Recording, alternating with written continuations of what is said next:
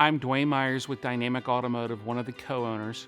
We have 6 locations in Maryland with over 50 team members. Our industry's changed drastically. You can't do the simplest job anymore without being able to get into the computer system. We already see certain automakers making it more difficult to access data. If the door is shut on that information, our technicians can't do the magic and get the car fixed. If Congress doesn't take action on the right to repair, it will only increase what it costs to fix your car. I support the Repair Act because it puts everyone on a fair playing field. If there's no one out there to compete against the dealers, who's to say they just don't keep raising the prices? Less choice means more problems.